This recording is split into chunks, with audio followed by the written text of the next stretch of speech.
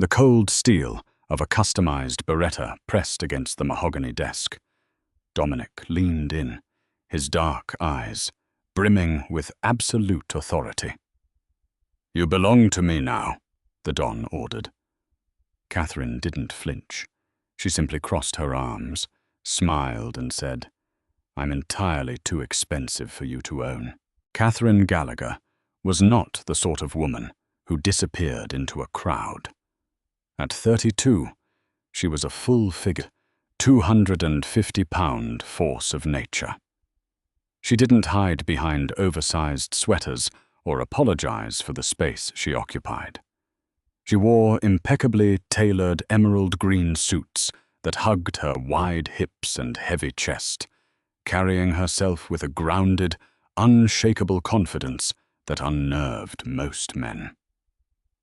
In the underground financial world of Chicago, Catherine was a phantom, a forensic accountant who could wash dirty money so clean it practically sparkled, or find millions hidden in the dark web with a few strokes of her keyboard. She knew her size made her invisible in a specific, advantageous way.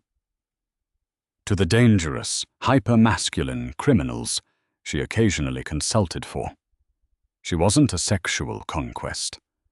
She was the fat bookkeeper, a piece of furniture that happened to be a genius with a ledger. It kept her safe, or at least it had, until her younger brother, Thomas, decided he was smart enough to gamble with the Russo syndicate. The call came at 2:00 a.m. on a rain-slicked Tuesday. It wasn't Thomas on the line, but Anthony Costa, a mid-level enforcer whose voice sounded like crushed gravel. "We have your brother, Pier 44. You have 20 minutes before we start mailing him to you in envelopes." Catherine didn't panic. Panic was a luxury for people without solutions. She threw on her heavy wool trench coat, grabbed her encrypted tablet, and drove her modest sedan into the belly of the beast. Pier 44 was an abandoned shipping warehouse that smelled of rust, sea salt, and old blood. When Catherine stepped through the corrugated metal doors, the dim overhead halogens cast long, skeletal shadows. In the center of the vast space, Thomas was tied to a wooden chair, his face a swollen, bloody mess. Surrounding him were 4 armed men, but Catherine's eyes immediately locked onto the man sitting quietly on a leather armchair that had no business being in a dirty warehouse. Dominic Russo. The newly crowned head of the Russo family was 36, terrifyingly handsome, and practically vibrating with suppressed violence. He wore a charcoal 3-piece suit that cost more than Catherine's car. He didn't shout. He didn't have to.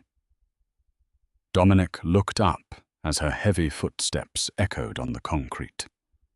He took in her imposing figure, his dark eyes scanning her without the usual sneer of disgust she sometimes got from men like him.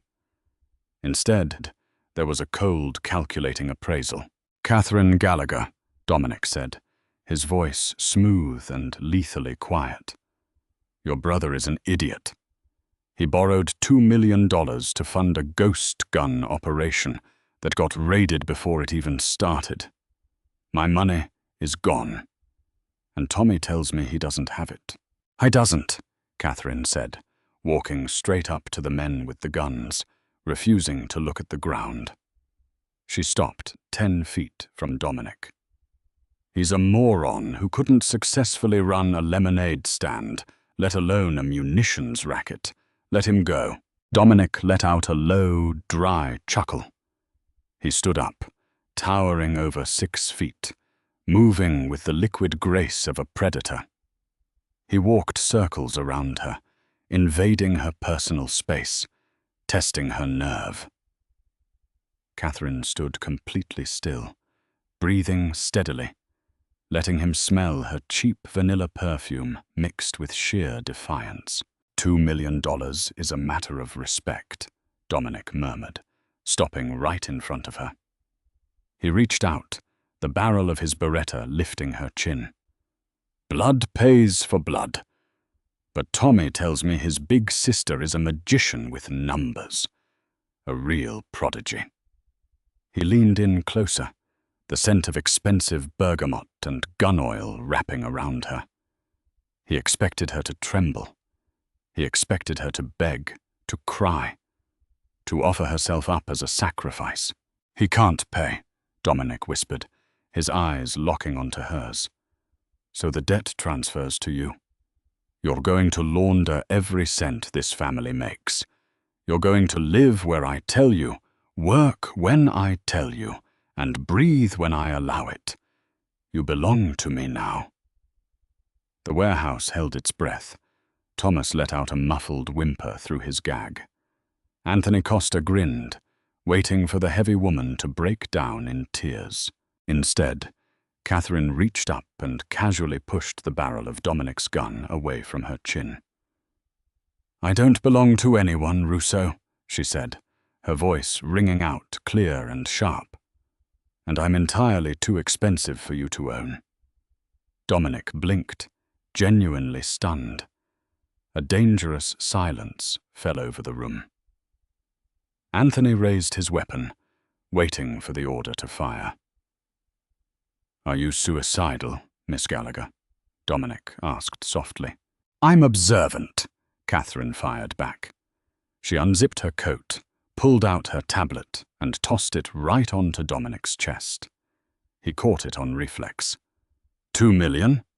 You're threatening my idiot brother over $2 million when your own underboss, Salvatore Vitti, has embezzled $15 million from your offshore accounts over the last 18 months.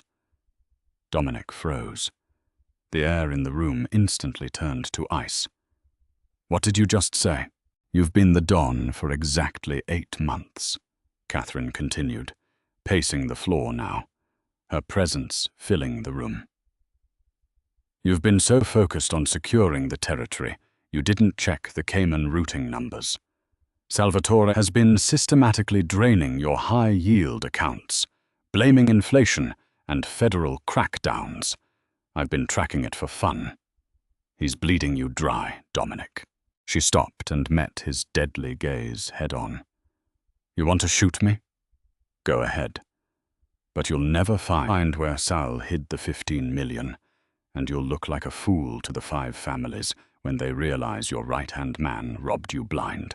Or you can hire me. Dominic stared at her.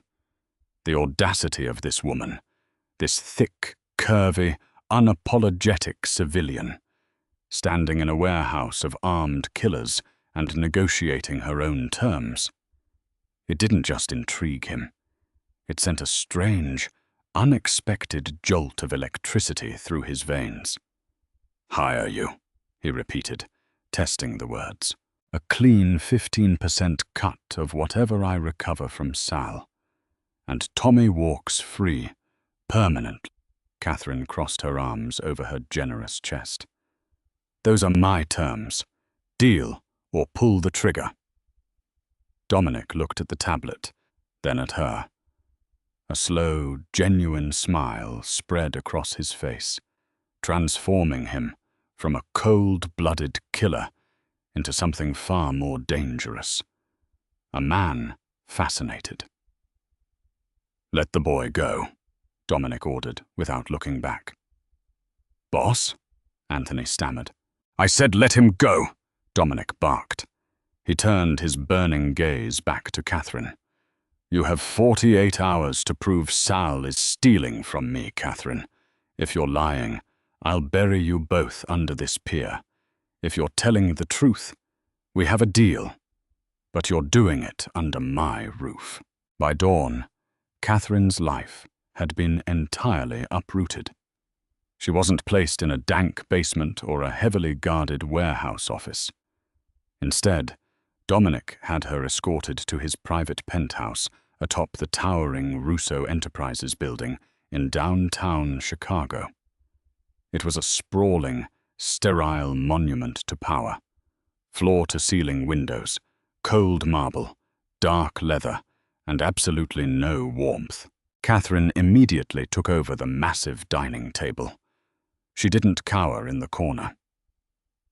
Within an hour, she had 3 monitors set up, empty coffee cups stacking up, and her shoes kicked off. She walked around in her stocking feet, humming under her breath as her thick fingers flew across the keyboards, weaving through firewalls and dummy corporations.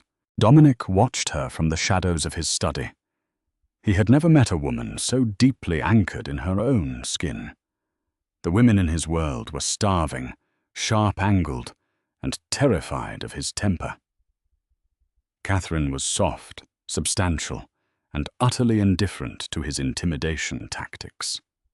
When he had ordered his personal chef to make breakfast, Catherine had loudly rejected the tiny portion of fruit and yogurt, marching into the kitchen herself to fry up eggs, thick-cut bacon, and sourdough toast, eating with a hearty, unapologetic appetite that Dominic found shockingly attractive. "You're leaving digital footprints," Dominic said, stepping out of the study and pouring himself a glass of scotch, despite it being only noon. Catherine didn't look away from her screens. "I'm supposed to. I'm funneling the ping requests through a server in Belarus, making it look like the feds are the ones poking around. If Sal realizes he's being watched, he's going to panic and try to move the cash. When he moves it, I catch the transit slip." Dominic leaned against the edge of the dining table, close enough that she could feel the heat radiating off him. "And if Sal traces the ping back to this building? Then we have a very big problem," she replied dryly, finally looking up. "Which is why I need you to stand a little further away, Mr. Russo. Your cologne is distracting, and I'm trying to keep you from going bankrupt." Dominic's jaw tightened. He wasn't used to being given orders, much less being dismissed. He leaned in closer, his voice dropping to a dangerous baritone.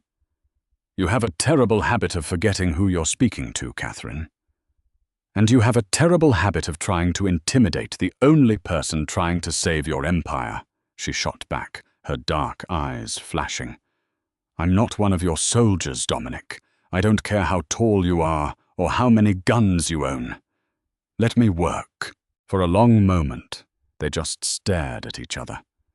The air crackled with a heavy, unspoken tension. Dominic realized his gaze was dropping to the soft curve of her throat, to the swell of her breasts, straining against the silk of her blouse. He abruptly pushed off the table, clearing his throat. "I have a meeting across town. Vincent is outside the door. Do not leave this room." As the elevator doors closed behind Dominic, Catherine exhaled a breath she didn't realize she was holding. Despite her tough exterior, she wasn't immune to him. Dominic Russo was a terrifying, beautiful monster, and the way he looked at her, like he was trying to figure out how to consume her, made her pulse race. But she pushed the thought away. Survival first. By 9:00 p.m., Catherine had the breakthrough. She found the shell company, Viti Logistics LLC. Sal was funneling the money through a fake transport business based out of Miami. She began downloading the ledgers. Suddenly, the penthouse plunged into total darkness. The hum of the servers died. The city lights outside the floor-to-ceiling windows provided the only illumination. Catherine froze. The power grid for the Russo building was supposed to be completely independent and fail-safe. "Sal knows," she realized, her blood running cold. He traced the ping. The soft snick of a silenced lock being picked echoed from the front door. Catherine didn't scream. She knew Vincent, the massive bodyguard stationed outside, must already be dead. She slid silently off her chair, her heavy frame moving with surprising stealth. She didn't try to run for the door. She went straight for the kitchen. A tall, lean figure dressed in all black slipped into the penthouse, a suppressed pistol leading the way. The assassin moved with professional calm, sweeping the living room, heading toward the glow of the backup battery on Catherine's monitors. Catherine backed into the darkest corner of the kitchen, her hand wrapping blindly around the handle of a heavy cast-iron skillet she had left on the stove earlier. Her heart hammered against her ribs like a trapped bird. The assassin walked past the kitchen island, his back to her. Catherine didn't hesitate.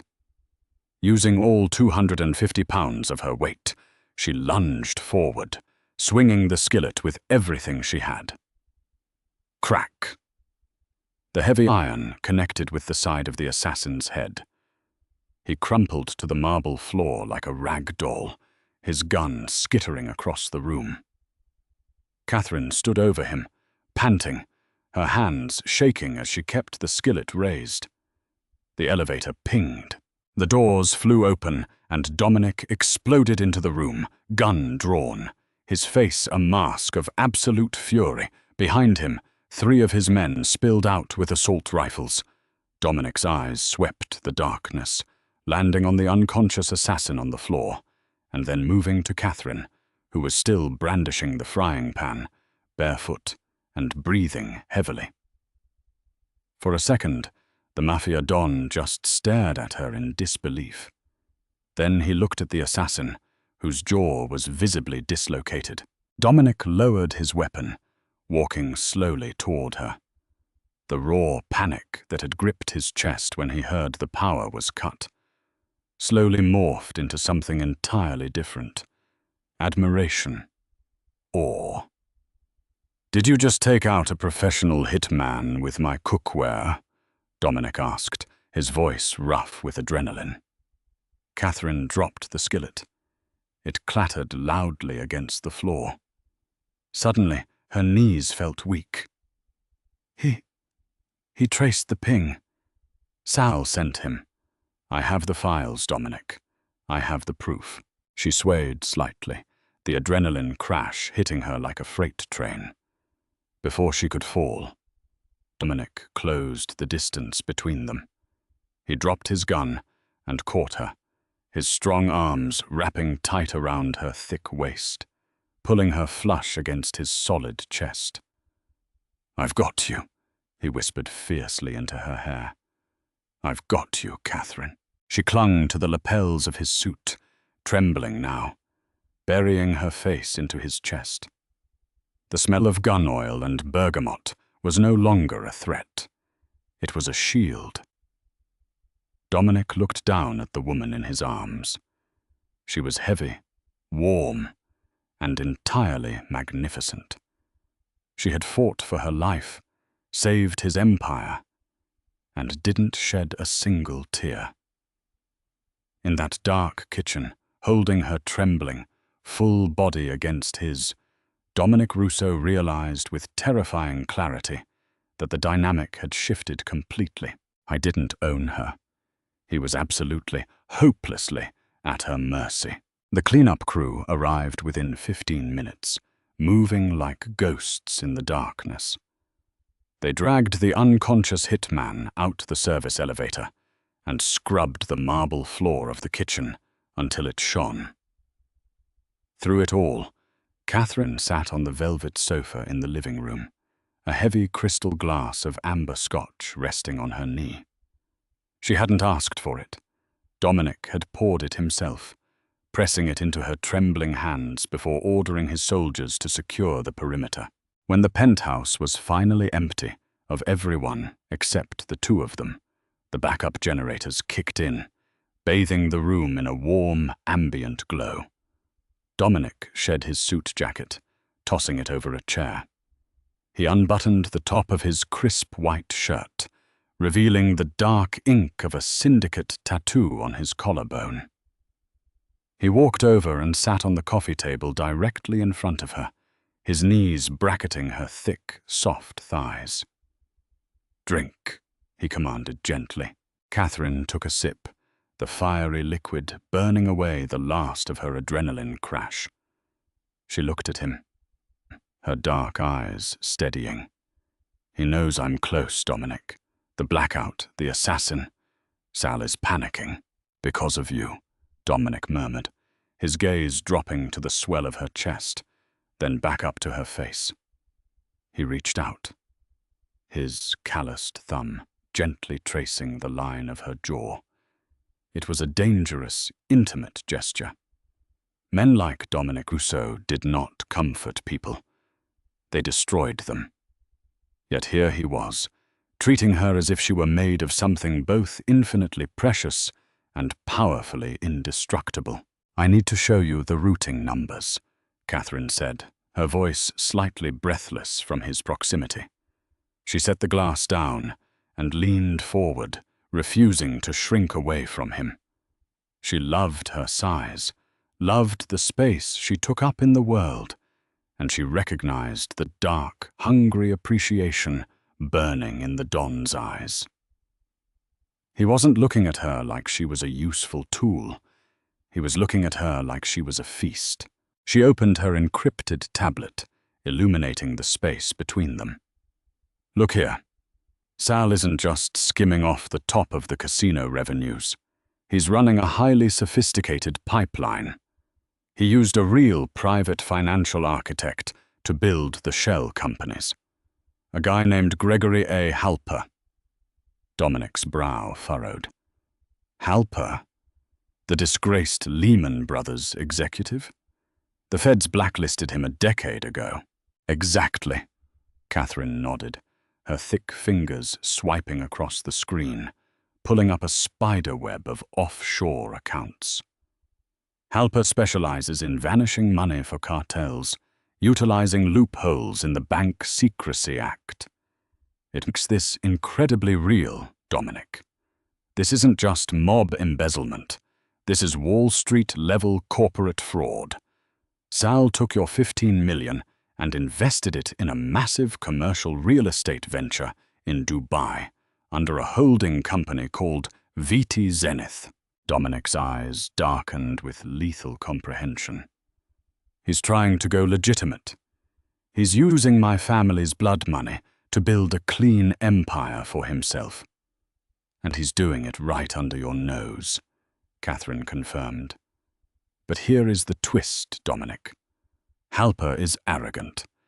He uses identical routing protocols for all his illicit clients. Once I identified his digital fingerprint, I didn't just find your $15 million. She pressed a final key, and a new number flashed on the screen in bright green font. 42,500,000. Dominic stared at the number, his breath catching. "What is that?" "That is the total liquidity in the holding account right now," Catherine said, a slow, dangerous smile spreading across her plump lips. "Sal isn't just stealing from you. He's stealing from the Calabrese family, too. He's acting as a middleman for their port operations and skimming 30% off every shipment. He pooled all the stolen money together to make the real estate purchase." Dominic let out a low whistle, rubbing his hand over his jaw. A dark, terrifying laugh rumbled in his chest. "If the Calabrese boss finds out Sal is stealing from him, he'll flay Sal alive and hang him from the Washington Bridge." "He won't have to," Catherine said smoothly, "because I just bypassed Halper's two-factor authentication. The money is sitting in a holding server for the next 12 hours before it wires to Dubai. If I have the master encryption key, which Sal carries on a physical flash drive, I can reroute all 42 million into your personal untraceable accounts." Dominic looked at the heavy, beautiful woman sitting before him. She was a genius, a ruthless, brilliant tactician trapped in the body of a civilian. "You want to rob him blind," Dominic said softly. "I want to ruin him," Catherine corrected, her eyes flashing with defiance. "He threatened my brother. He sent a man to kill me in your kitchen. I don't just want him dead, Dominic.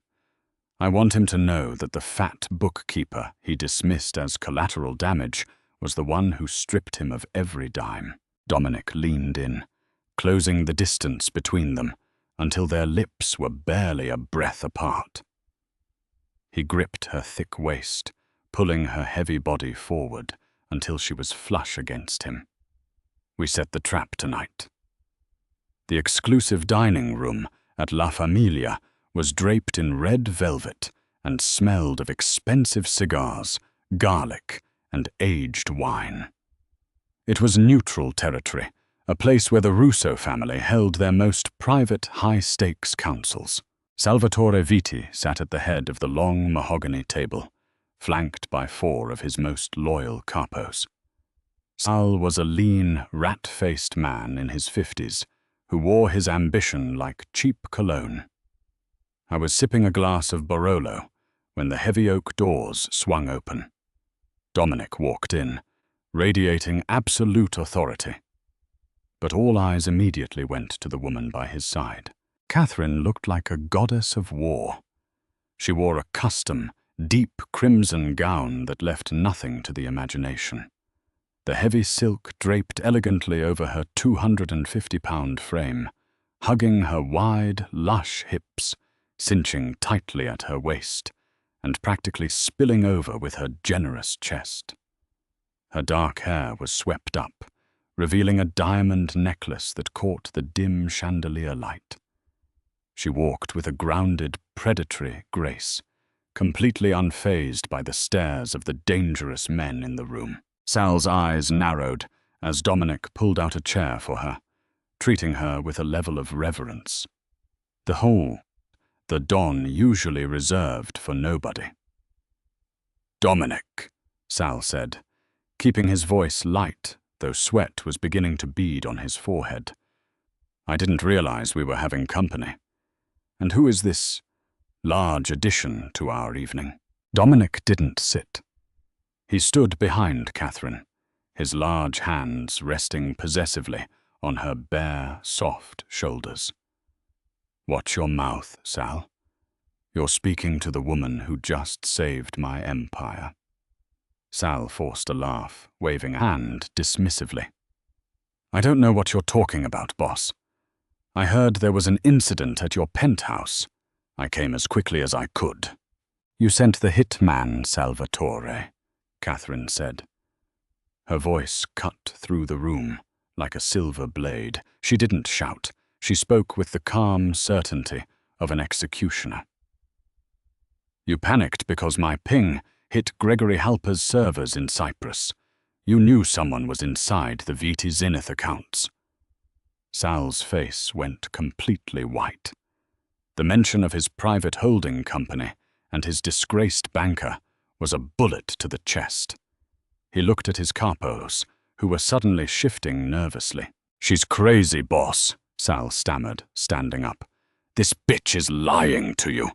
She's trying to tear this family apart." "Sit down, Sal," Dominic commanded, his voice dropping an octave. Instead of sitting, Sal sneered, reaching into his tailored jacket. "I knew you were getting soft, Dominic. Letting a civilian, a fat, loud-mouthed accountant, whisper in your ear. I'm not going to let you ruin this family." The Calabrese outfit backed me. My men are stationed outside this restaurant. You're done." Sal pulled his weapon, aiming it squarely at Dominic's chest. The 4 capos at the table stood in unison, drawing their own guns. Catherine didn't scream. She didn't dive under the table. She simply smiled, reaching into the plunging neckline of her crimson dress and pulling out her sleek smartphone. "You really think you're the smartest man in the room, don't you, Sal?" Catherine asked mockingly. "You think the Calabrese family is going to back you? I hacked the Calabrese payroll 4 hours ago. I froze their accounts. The men standing outside? They aren't getting paid. In fact, Dominic already sent Anthony to have a polite conversation with them. They went home." Sal froze, his gun wavering. "You're bluffing, am I?" Catherine tapped the screen of her phone. "I also know you keep the master encryption key on a physical flash drive on your person, the one shaped like a silver bullet on your keychain. Sal's free hand instinctively dropped to his pocket. It was all the confirmation Dominic needed. In a blur of motion, Dominic drew his Beretta and fired. Bang! The bullet shattered Sal's kneecap. The traitor screamed in agony, collapsing to the floor, his clattering across the hardwood. Dominic's hidden guards immediately burst from the kitchen, subduing the 4 shocked capos before they could even blink. Dominic walked around the table, his polished shoes echoing in the sudden silence of the room. He stood over the writhing, weeping Salvatore. With cold precision, Dominic reached into Sal's pocket and pulled out the silver bullet flash drive. He walked back to Catherine and placed the drive gently into her waiting palm. "Do it," Dominic ordered softly. Catherine plugged the drive into the port on her phone. She entered the bypass code she had spent the afternoon building. A small loading bar appeared on her screen.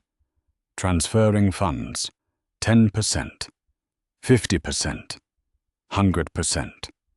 Transfer complete, $42,500. Catherine looked down at Sal, who was bleeding over the expensive Persian rug, weeping for his lost empire and his shattered leg. "You are officially bankrupt, Salvatore," Catherine said coldly. "Every dime you stole, every dime the Calabrese family gave you, now sits in an untraceable Russo account. You have nothing. You ruined me," Sal said, clutching his knee. "I told you," Catherine whispered, her dark eyes flashing with absolute victory. "I'm entirely too expensive to own." Dominic signaled his men. "Take him to Pier 44. The Calabrese boss is meeting us there. I'm giving Sal to them as a peace offering." As the screaming traitor was dragged out of the dining room, the heavy doors clicked shut, leaving Dominic and Catherine entirely alone in the dim, luxurious space. The scent of gunpowder hung heavily in the air, mixing with her vanilla perfume. Dominic holstered his weapon. He looked at Catherine, truly seeing her. The brilliant mind and the unshakable courage, the lush, heavy body that drove him completely insane. She hadn't just saved his life. She had secured his throne. He walked up to her, his dark eyes burning with a terrifying, absolute devotion. He didn't just want to bed her. He wanted to crown her. "Thomas is on a plane to Europe," Dominic said quietly, his hands sliding around her thick waist, pulling her flush against him. "He has a new identity, a clean bank account, and strict orders never to return to Chicago. Your debt is paid, Catherine. You're free to go." Catherine looked up into his handsome, lethal face. She felt the heat of his body, the heavy, frantic beating of his heart against her chest. She reached up, her soft hands tangling in his dark hair, pulling his face down toward hers. "I'm not going anywhere, Dominic," she whispered, her lips brushing against his. "I'm your new underboss." A wicked, triumphant smile broke across the Don's face before he crashed his mouth down on hers, sealing their violent, beautiful partnership forever. Did Catherine's brilliant and defiant move leave you speechless? If you love thrilling mafia romances with fierce, curvy heroines who rewrite all the rules, please hit that like button right now. Don't forget to share this gripping story with your friends who constantly crave intense drama and jaw-dropping twists. Subscribe to our channel and ring the notification bell so you will never miss a single pulse-pounding episode. What should Catherine and Dominic do next? Let us know down below today.